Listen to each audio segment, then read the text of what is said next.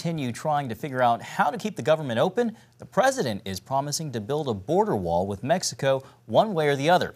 That may involve some tricky accounting, but it's not impossible.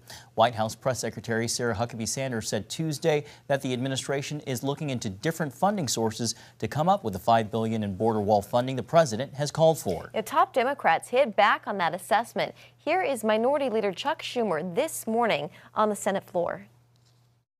The president's spokesperson has claimed that the administration can reprogram funds given to other areas of the government to build the full wall. Let me be very clear. The administration cannot reprogram funds appropriated by Congress for the full wall without our assent. To do so would violate Congress's Article I powers. They cannot do it on their own, and the House and Senate will not approve a wall.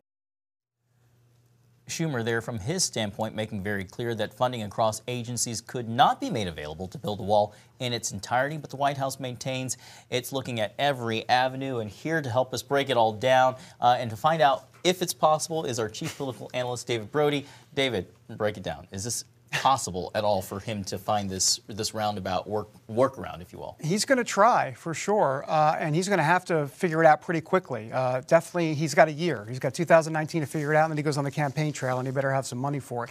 Look, I think the way this is going to work, folks, Jenna and John, who are you exactly? Multiple personalities. Exactly, is through the military. He's going to look to the military. Let's take a look at a couple options. Okay, first of all, he might use some of the money from the Defense Department's counter-narcotics funding that currently amounts to just over $500 million. The Pentagon's funding is supposed to be counter-narcotics operating programs, so maybe the defense somehow gets in there. Number two, a second way he could do this. This is also, once again, without congressional approval.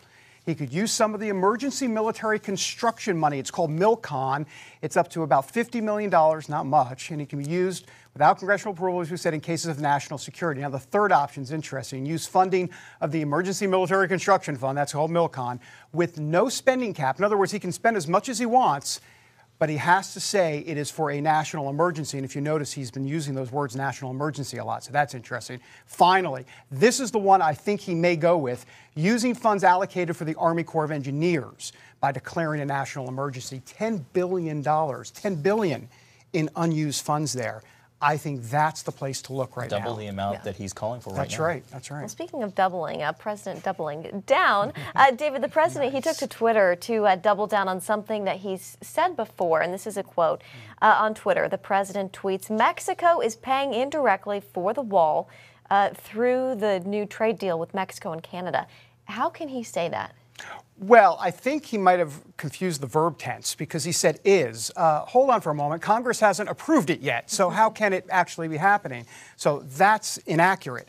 But what he is trying to say, if he changed the verb tense to say could be or will or in the future, that's the point, that the idea between the trade deficit we have with Mexico now comparing to what he believes the trade deficit will be after this deal is implemented could be anywhere from $15 to $20 billion of savings. And he believes that savings can somehow, some way, basically say that Mexico will pay for the wall. All right, David Brody, thank you very much. Thanks, guys.